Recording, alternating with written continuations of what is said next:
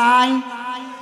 যারা তাফসীর মাহফিলে বাধা দিয়েছিল, হুজুরদের কাছ থেকে মাইক কিনে নিয়েছিল, ওরা হলো উতুল্লিম বাদা জালিকা জানিম। ওদের জন্মের মধ্যে সমস্যা ছিল, কথা বলেন ঠিক কিনা? যাদের জন্মের মধ্যে সমস্যা ছিল ওই ব্যক্তিরা কি বাংলায় আছে? এই যুবক সমাজের যুবকেরা আজকে তাদেরকে গণ অভ্যুত্থানের কারণে দেশতাড়া করে দিয়েছেন। সম্মানিত বন্ধুগণ আমার, শুধুমাত্র তাই নয়, ইতিহাস থেকে শিক্ষা গ্রহণ করতে হবে। হযরতে মূসা আলাইহিস সালাতু ওয়াস সালাম তার জাতির লোকদেরকে নিয়ে তিনি যখন লোহিত সাগর পাড়ি দিয়ে যখন অন্যত্র চলে যাবেন, ঠিক ওই মুহূর্তে তার জাতির লোকেরা ডাক দিয়ে বলতেছিল, মূসা রে, তোমার কালিমা গ্রহণ করতে গিয়ে আজকে দেখো সামনের মধ্যে আজকে দেখো লোহিত সাগর, আর আমাদের পেছন দিকে ওই দিকে ফিরআউন বাহিনী আসতেছে আমাদেরকে মারার জন্য। এখন আমরা কি বিপদে পড়ে গেলাম। ওই সময় মূসা আলাইহিস সালাতু ওয়াস সালাম সিজদায় পড়ে আল্লাহ রাব্বুল আলামিনকে ডাক দিয়ে বলেন, আয় আল্লাহ তাআলা, তোমার উপর থেকে একটা ফয়সালা আমার উপর বর্ষণ করে দাও, আমার জাতির লোকগুলো যেন বাঁচতে পারে। আল্লাহ রাব্বুল আলামিন মূসা আলাইহিস সালাতু ওয়াস সালামকে ডাক দিয়ে বললেন, মূসা তোমার হাতে কি? লাঠি। ওই লাঠি দিয়ে সাগরের মধ্যে বাড়ি দাও। রাস্তা হলো কয়টা? 13টা। জোরে বলেন কয়টা? 13টা রাস্তা ভাগ হয়ে গেল।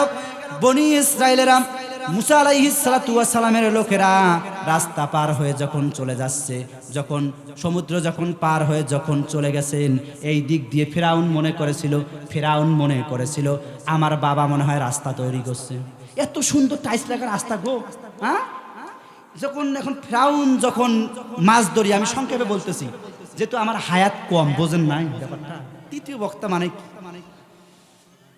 ফিরআউন যখন মাছ দরিয়ার মধ্যে যখন চলে গেছেন, ইন দা মিন টাইম রব্বুল আলামিন এবার ডাক দিয়ে বললেন, পানিরে আর রাস্তার দরকার নাই, তুমি একত্রিত হয়ে যাও। কুন ফায়াকুন যখন বললেন,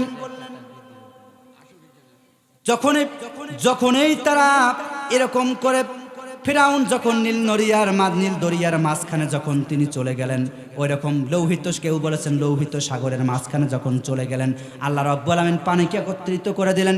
একত্রিত করে যখন দিলেন, ওইদিকে মূসা আলাইহিস সালাতু ওয়াস সালাম যখন কিনারা পার হয়ে গেছেন, কিনারা পার হয়ে এবার মূসা আলাইহিস সালাতু ওয়াস সালাম পিছন ফিরে দেখতেছেন যে পিছনে সর্বনাশ, রাস্তা ছিল সেই রাস্তা বন্ধ হয়ে গেছে।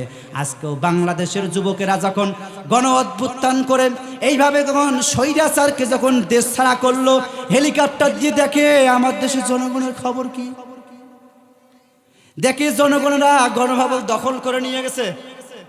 হেলিকপ্টার দিয়ে যখন দেখে যাওয়ার সময় চোখের পানি।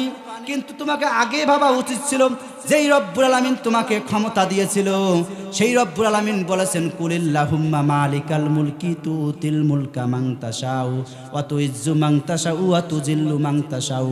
আমি যাকে ক্ষমতা দিতে পারি সম্মানের সহিত ক্ষমতাও দিতে পারি।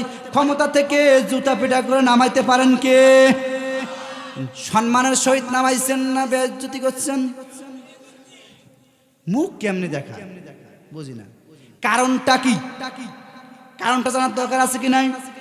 আমার আজকের আলোচনার বিষয় কারণ কি?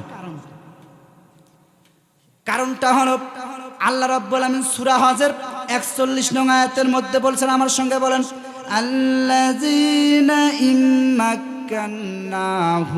ফিল আরদি আকামুস সালাতা ওয়া আতুজ যাকাতা ওয়া আমারুনা বিল মা'রুফি ওয়া তানহাউনা আনিল মুনকার। আল্লাহ রাব্বুল আলামিন ডাক দিয়ে বলতেছেন, নবী হে, ক্ষমতা পাওয়ার পর কোন মুসলমান যদি আল্লাযিনা ইম্মাক্কান্নাহুম, কোন মুসলমানকে যদি আমি ক্ষমতা দেই, ক্ষমতা পাওয়ার পরে তারা 4টা কাজ করবে। জোরে বলেন কয়টা? 4 দফা কর্মসূচি যদি তারা পালন করতে পারে, তাহলে আমি রব্বুল আমিন তাদেরকে সম্মানের সহিত ক্ষমতা দিতেও পারি, সম্মানের সহিত ক্ষমতা থেকে নামাইতেও পারি। কিন্তু তারা যখন ক্ষমতার মধ্যে চলে গেল, এবার বলেন তো ওই ক্ষমতা পাওয়ার পরে যেই কাজটা করা দরকার, আল্লাযিনা ইম্মাক্কান্নাহুম ফিল আরদি, জমিনের মধ্যে ক্ষমতা পাওয়ার সঙ্গে সঙ্গে আকামুস সালাত, নামাজ কায়েম করার কথা ছিল। কিন্তু তারা কি নামাজ কায়েম করেছিল? কি করেছিল? মদের আইন পাশ করেছিল সংসদে, কথা বলেন ঠিক কিনা? তারা মদের আইন পাশ করেছিল। যেই এলাকার মধ্যে 18-19 জন যুবক থাকবে, ওই জায়গার মধ্যে কি করো, মদের লাইসেন্স দিয়ে যাও। তারা মদ খাইবে, তারা ফ্রি মিক্সিং করবে।